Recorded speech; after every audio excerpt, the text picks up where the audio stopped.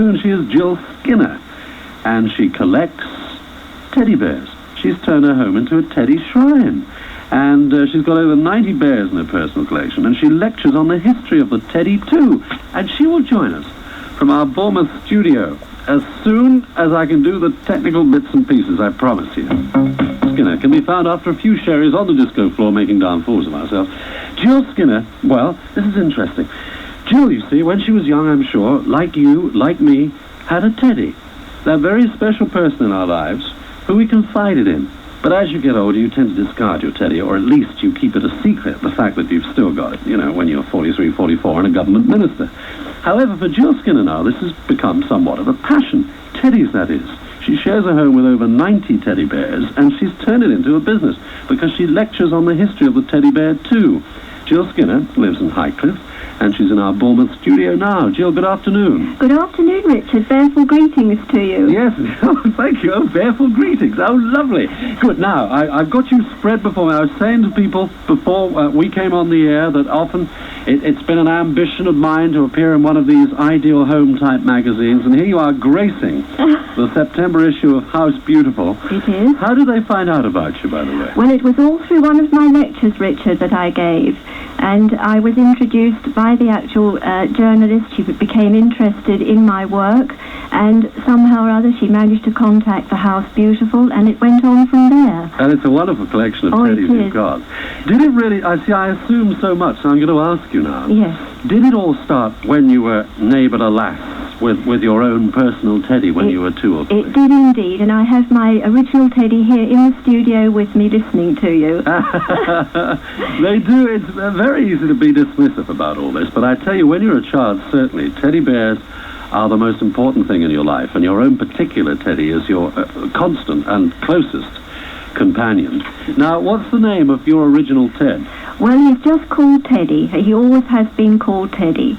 But he's been with me all my life, and he's been a wonderful companion, and, well, he's just been with me. Everywhere I've been, Teddy always comes with me. What I find very touching is when you look at children's teddy bears, yes, particularly, exactly. is those little squash faces where they've been held to people's chests tight. That's right, yes. Because they're a great comfort when you're feeling down. They are. Now, you've gone beyond that. As we said, you've got well over 90 bears in your collection. And you've been known to spend an entire month's salary. I have. Rescuing teddy bears from corners of antique shops. That's right. Now, what is behind this? What is the appeal for you? Why have you gone to such great lengths to put together such a comprehensive collection?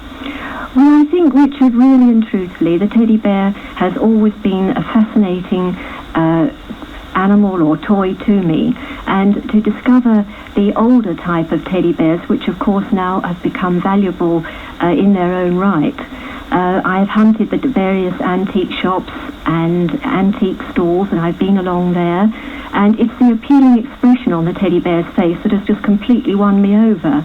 I look for the Farnell teddy bears in particular, which of course are a great asset to any collector like myself. I'm sorry to stop you there, but I'm, excuse my ignorance, but I'm not quite sure what you're referring to. What's a Farnell teddy bear? Well, a Farnell teddy bear was actually made in this country. It's an English teddy bear, which dated back to about the 1800s.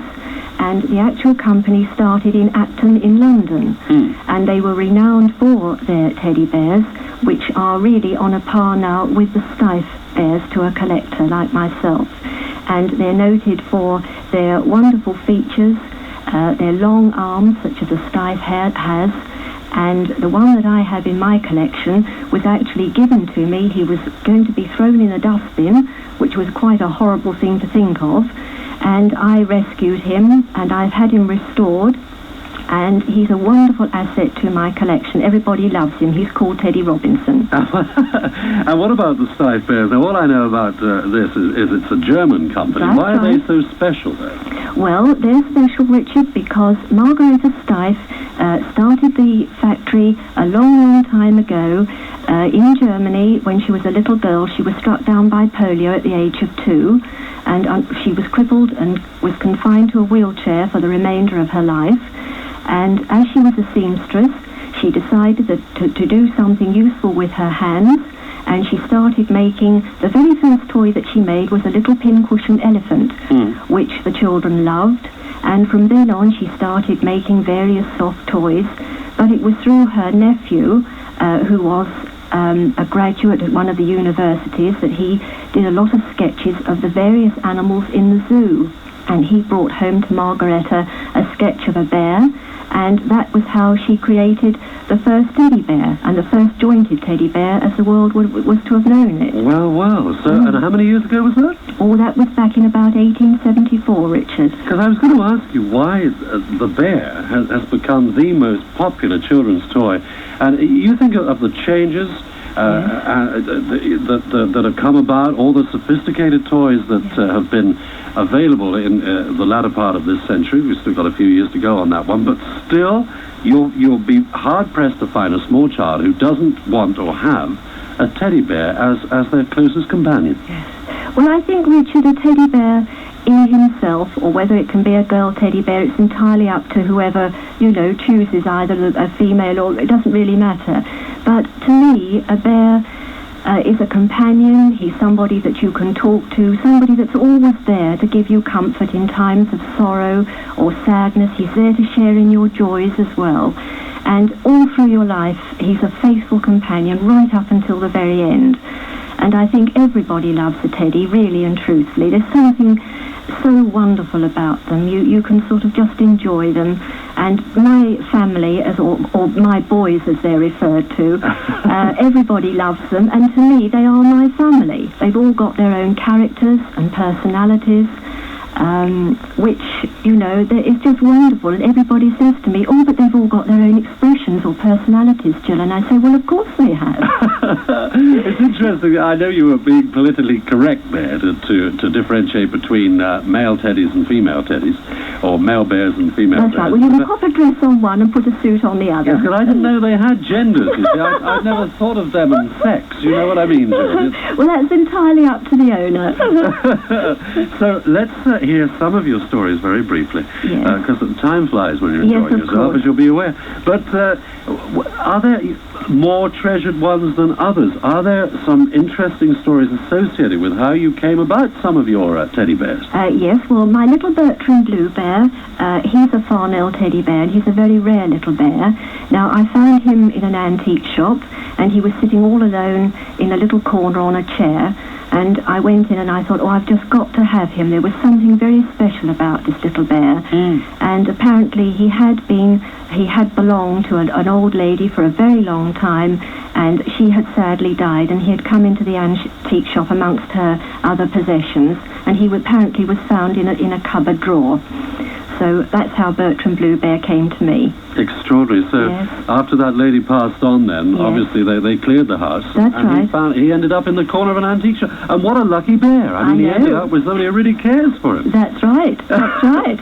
So what would you, I don't want to get too mercenary about it, but I mean, what would you expect to pay for a fairly rare teddy bear? We talked about you spending a month's salary rescuing one particular bear, one lucky bear, but I mean, how much would you spend, or is it limitless according to who you wanted to buy? Well, it's absolutely limitless, Richard, because the Steiff bears alone offer, and you can pay up to about 4,000, 6,000, 24,000, anything up to that. In fact, there was one that was sold for £55,000 a couple of years ago. Good heavens. Yes, they really are. It's incredible. People don't realise the value of the bears. But it's not the price you pay for them, it's the love that they give you in return. So you wouldn't contemplate selling your collection or any part of it? No, I would not. No, because they're my family. And I get a great deal of joy and happiness from them. So you're not a married lady? You don't have children, I assume? No, I'm to be married next month, Richard. Now, all right. In that case, congratulations. Thank you. Thank you. And how is your groom-to-be... Because, look, he's got to move in with... I take it that most of your teddies are boys. They are. He's got to move in with probably around 90 other lads who, in fact, you've known probably longer. I have. So, what's he make of that? Oh, he's quite happy about that. He's now sought permission as to whether he could marry me. But I tell you what, now, after the honeymoon, when we go back home again, I would be convinced that those teddy bears were watching me and what I was getting up to. So they're going to have a room of their own, aren't they? Definitely. definitely. So look, have you got a teddy bear theme for your wedding? It would seem to be the only appropriate thing to do, surely. Well, my teddy that's sitting here with me in this studio, Richard, is going to be the best bear. Is that right? Yes, that's right. Oh, wonderful. That's wonderful. right. Well, Jill, I wish you every happiness. Thank you very much, I am Richard. convinced that your future husband is a very lucky man because you've shown so much affection to these teddy bears. I'm sure you're going to spoil him as much as you have your bears.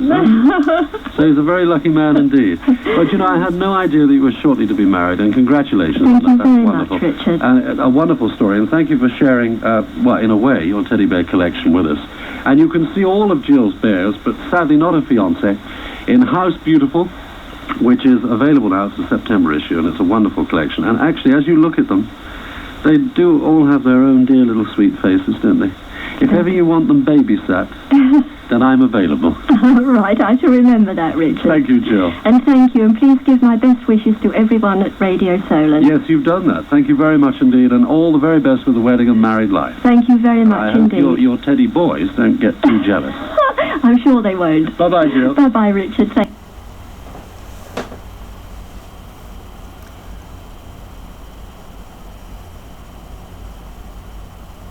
Mm.